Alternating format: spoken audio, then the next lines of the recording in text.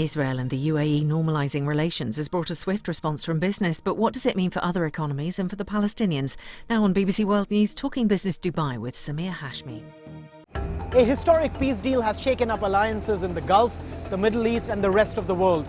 But what does this new warmth between the United Arab Emirates, Bahrain and Israel mean for business?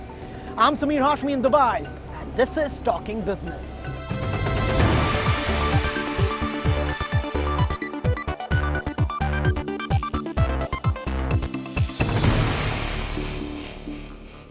A historic deal that could be worth billions of dollars in terms of new trade and business.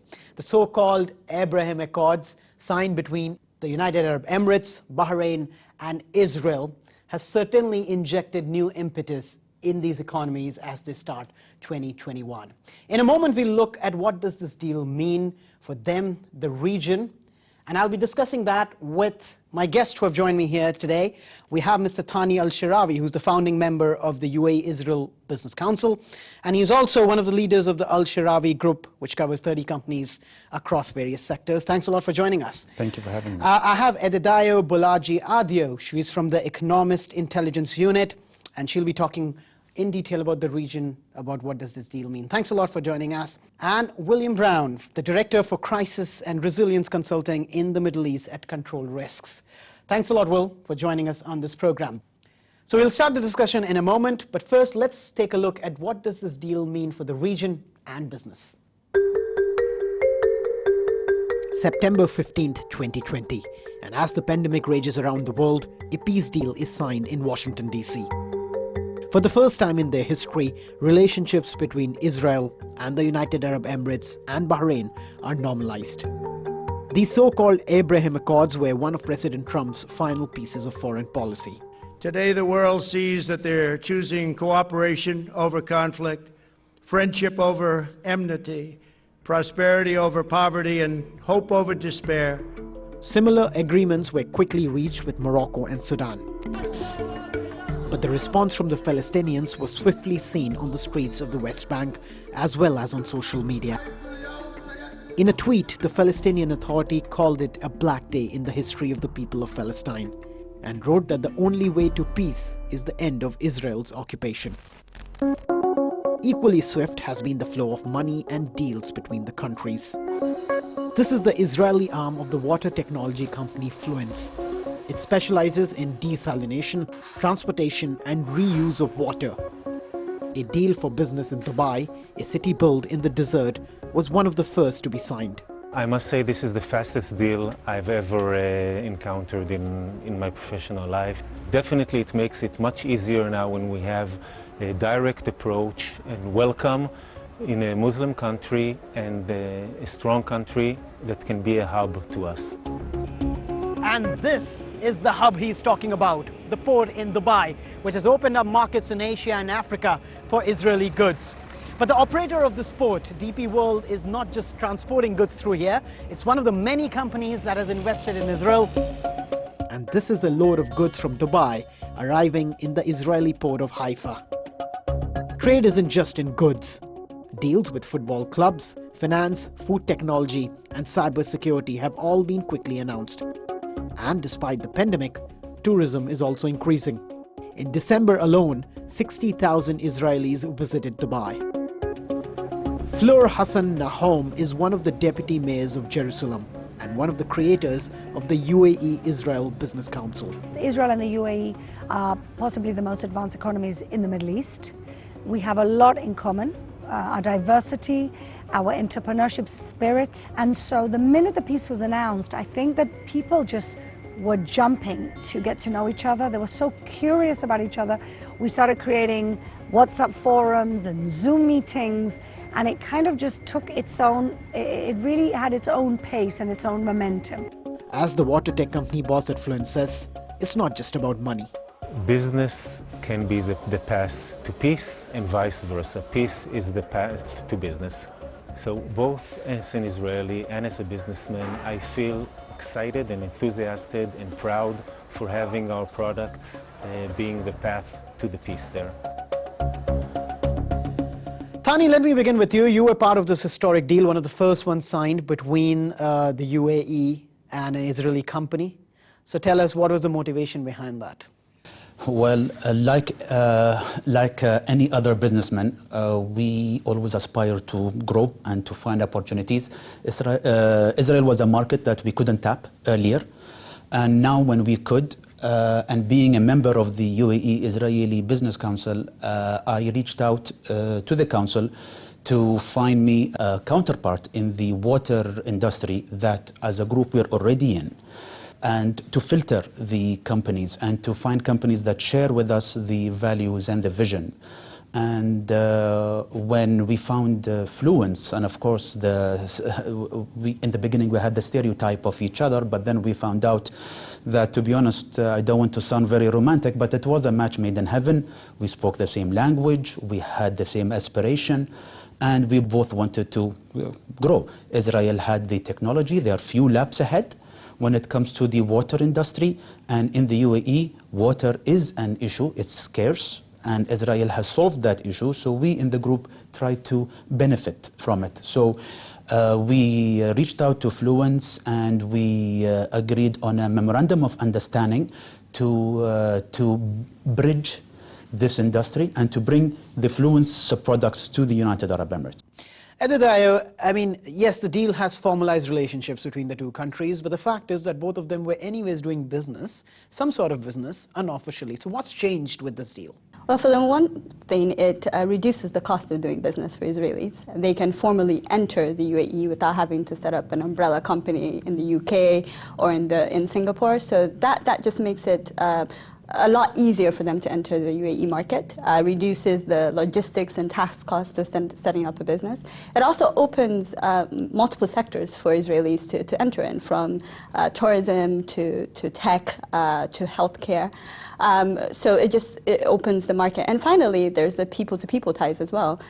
This is soft power for both countries, and also for Israelis trying to meet others in the Arab world. This is a very cosmopolitan country, the UAE, and so the soft power dynamic is, I think, a key component of this deal. Now, Will, Adedayo spoke about how there are going to be a lot of opportunities for Israelis in the UAE. What about the Emiratis? What are the opportunities for them in Israel? So I think with any of these deals, we'll see business go in both directions. It clearly requires a win-win situation. Unless you have business working in both directions, that's not going to be the case. I mean, we've seen in Dubai, particularly already, since the deal was established, that we've seen that kosher considerations around restaurants, we've seen that food is being imported into our supermarkets from Israel, which is a huge benefit in terms of food miles and air miles and various other things. And from a personal point of view, I've also seen there is now a Krav Maga gym that's opened in the town within weeks of the deal settling. So this is clearly, there are transactions going in both directions already. Adedayo, I want to come to you. I mean, this is not the first deal between Israel and an Arab country. They've signed deals with Jordan and Egypt, but they weren't that hugely successful in terms of business, at least, and even in terms of achieving what they were set out to. Do you think that there are going to be challenges even for this deal to work, or is this different from the other two? I think the logic of the deals are quite different. The logic of the deal with the normalization with Egypt was born of trying to end a war. And the logic is sort of similar with Jordan. And there have been political skirmishes that sort of made those deals not successful. This deal is different because the emphasis is really on making sure that people on the ground feel the economic benefits. So from the beginning, the deal is all about trying to get those people-to-people flows, those financial flows going, which is unlike the deals in the past. So while there will be challenges, and those challenges will really relate to different systems of doing business, I don't see the political challenges as being the same. Tani, you're quite optimistic about this deal, but the fact remains that there is still a section out there, even within the UAE, which still sympathizes with the Palestinian cause, and there is a mistrust between the two communities that's existed for decades historically. Do you think that's going to be a challenge? Definitely. We were adversaries for a very long time. Even if the United Arab Emirates has not been into war with Israel directly, but definitely there will be reservation, but the UAE has taken a stand that they are supporting the two-state solution, so they have not given up on the Palestinian cause. There are still Palestinian sympathizers that will not be forgotten. Having said that, we will have to weigh the benefits to the reservations. And I think with time, the benefits will outweigh these reservations. Well, I mean, it's a big deal, definitely, for the UAE and Israel. We have seen more deals being signed. Morocco, Bahrain, all of them have signed up. How does that change the trade and business dynamics in this region? I think it's clearly going to have quite a significant impact on the dynamics. I mean, I think one of the things that you see is that from the Arab nations' point of view, there are quite a lot of adversarial views of the deal. We're seeing that in a reaction in some of the elements around some of the technology threats that we face in the region. And we're seeing that there has been a spike in some of the cyber attack elements in the UAE since the deal was signed. We're going to discuss those challenges in more detail later in the program. But Adedayo, as Tani was saying, he's quite optimistic despite the history that the business community will be able to drive this deal ahead. But do you think it's going to be challenging, or do you think that they can bridge the gap much more easily? I think these are economies, the economies of the Gulf are more economically compatible with Israel. So therefore, there will be some ease in bridging the gap. But at the end of the day, these are very small markets. There's just but so much that can be achieved. And they're markets that have other multinationals that have been here for a long time. So the big challenge will really be showing the value added of an Emirati firm in Israel and an Israeli firm in the UAE. Tani, the deal has been signed, and you're already seeing, as you mentioned, companies signing deals. Where do you see the challenge in terms of Emirati businesses entering Israel? See, there was a stereotype that Israeli economy is more of a transactional economy, but the UAE is more of a relationship. But after dealing with a few Israeli companies and signing an MOU myself with an Israeli company, I found out that this is a myth. We are a lot alike, more than we thought. And in the UAE, as Adedayo just mentioned, it's a very cosmopolitan. We have 200 nationals in this country. We have adapted to the 200 nationals. Now it's only 201. Okay, we're going to take a short break, but when we come back on Talking Business, we'll find out what does this deal mean for the region, especially given that there's a new administration in the United States.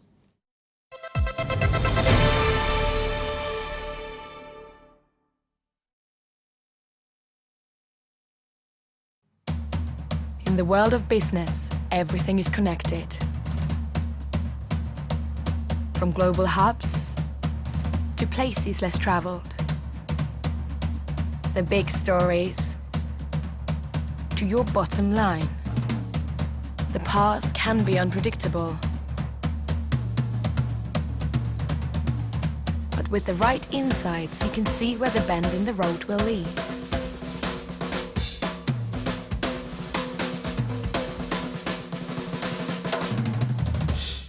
Business on BBC News. Make the connection. If you've got questions about the stories making headlines, Reality Check is here to help you get the facts straight. Our team of experts examine the evidence and cut through the spin. Join me, Chris Morris, here on BBC World News, or go to bbc.com/Reality Check.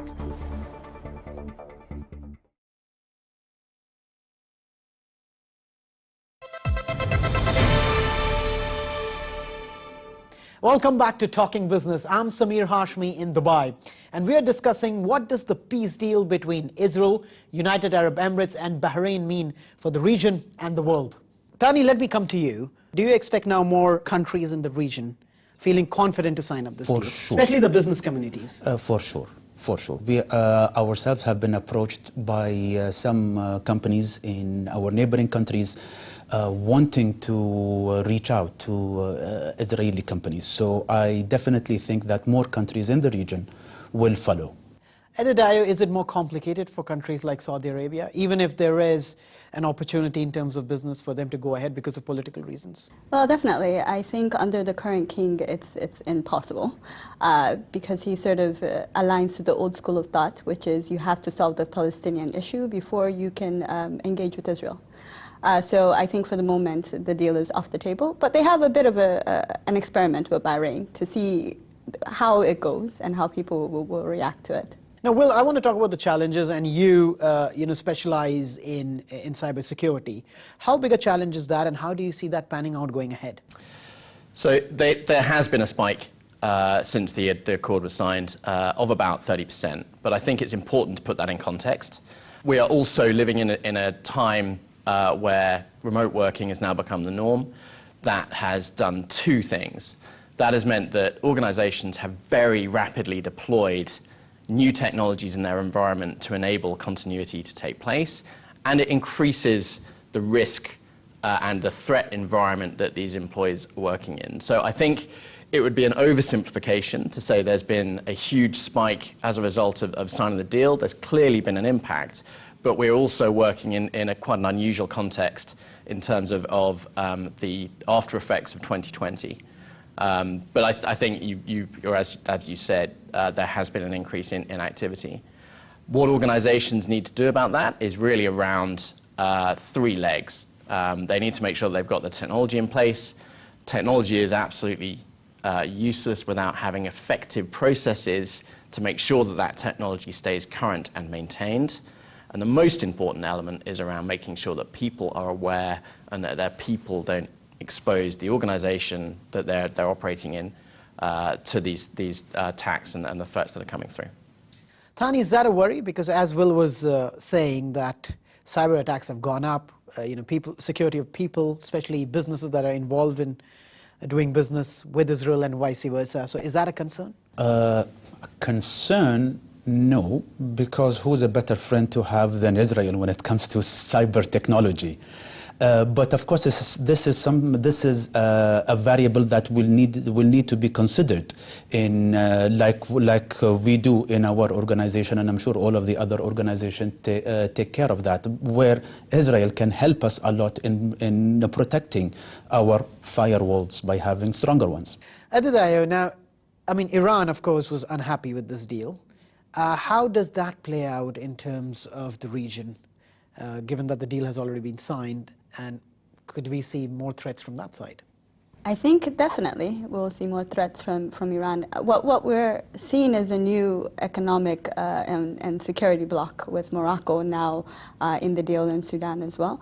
But in the Gulf, I'm not quite sure. I mean, one of the challenges with dealing with Iran in the Gulf is that every country has its own view on Iran. So Oman, for example, is quite open to Israel, but still has engagement with Iran, and the same can be said for Qatar. So there is now more at stake for Iran as well, and therefore there'll be more heightened competition. Now, the other thing, the other change rather, is that we have a new administration in the United States. How does that change things over here? I mean, the deals have been signed, but what about the potential deals that could have been signed? Because a view here is that the Trump administration was able to push a lot of these deals through, and there was support from the business community. How do you see that panning out? Will, you want to take that first? I think what we anticipate is that there will be a softening on the position with Iran over time. However, that is not going to be something that happens immediately. We're not going to click our fingers and go back to the JCPOA in 2015. And the reasons for that is that some of the sanctions that have been put in place and the regulatory framework is going to take quite a long time to unwind. So very similar to what we expect to see with the US and some of the other nations in the world, there will be a period of time when we start to see a normalization and stabilization, but it's not going back to where we were a few years ago. But we definitely see that starting to work in that direction. And Aditya, do you see more countries signing up or signing deals? Apart from Saudis, we discussed them here. I can potentially see Oman signing a deal, but there's recently been a change in power, so it will take some time. I think the Omanis would like to see both the benefits of the deals that have already been signed and the trend in popular reaction around the Arab world to these deals. Now, one thing what we've seen, Thani, is since the deal was announced that the Israelis have softened their position as far as defense deals go. The UAE is procuring F-35 from the United States. Do you see an opportunity for companies in that space, defense? The defense industry is one of the marvels of Israel. So if any group in the UAE wants to take advantage of the marvels in Israel, defense is definitely one of them. To sum up, I mean, it's just been a few months since this deal was announced, but let's say 2-3 years from now, what do you see the results of this deal, and where, and could we see more countries actually signing up? I think in 3 years' time, it will be a good time for UAE to mediate peace. I always say negotiating with adversaries is like playing poker, and negotiating with friends, you build a partnership. So with the business communities building partnerships and building and becoming closer to each other, then the UAE will be in a strong position to play the mediator role between Palestine and Israel. The UAE has always taken the stand that they will support the two-state solution, and I think with being friends, Israel will not play poker with the United Arab Emirates. So it will be more of a building a partnership with the three parties. And what in terms of trade and business, where do you see that headed? How big or worth could be the trade or business between Israel is known to be the startup nation, and I would like to call the UAE, or quote a friend that called the UAE the scale-up nation. For Israel to actually reach every nook and cranny in the world, then there is no better partner than the United Arab Emirates. So I see the business growing, the products that Israel, or the tangible product, the hard products that Israel can or could produce. If they want to reach Christchurch or Buenos Aires, the UAE is the best route. And plus, if they want to develop an app for the Arab world, Dubai is the best place to test it.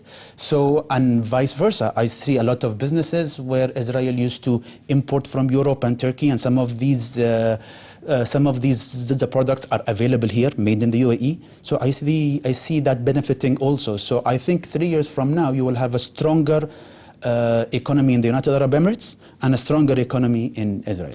Did I share that view that given all the blitz and the excitement, can the partnership really scale to that level, say 3 to 4 years from now? I think the partnership will scale in certain sectors, perhaps not in all sectors. High tech definitely is a sector where the UAE's need really meets Israel's expertise, so I can see a lot of scale there. Healthcare, logistics as well, as mentioned, and tourism as well. So I can see scale there. But then there are other sectors that are more mature in both countries that there will be less room for partnership. And overall, these are two small countries.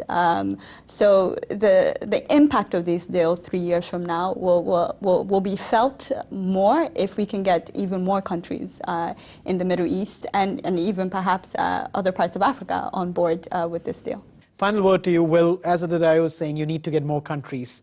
Can these two countries bring more countries together? I think absolutely. I think if you look at the opportunity presented by the relationship between Israel and the UAE, they are both very small, both relatively young, hugely dynamic nations. We are stronger together. And I think with that kind of context, organizations within those countries are going to want to work more closely with Israel and the UAE. So I absolutely think that's the case. Well, those are your predictions, but we'll know only in 3 years or 4 years whether the deal has worked or not, and maybe we can come back and discuss this again. Thanks a lot for your time, Thani, Adedayo, and William. And thanks a lot for watching this program, Talking Business, here in Dubai. This is Samir.